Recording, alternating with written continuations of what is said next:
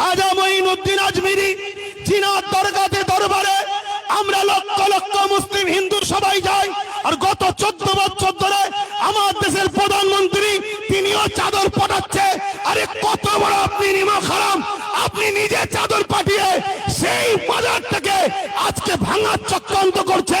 আমি যুব সমাজকে জানতে চাই, শুনে রেখে দাও, গরিবে নওয়াজ তিনি যিনি তিনার ইশারায় ঘোড়া বসেছিল, সেই ঘোড়াকে তোলার এমন করে সেই সময় ক্ষমতাশালীদের ক্ষমতা হয়নি।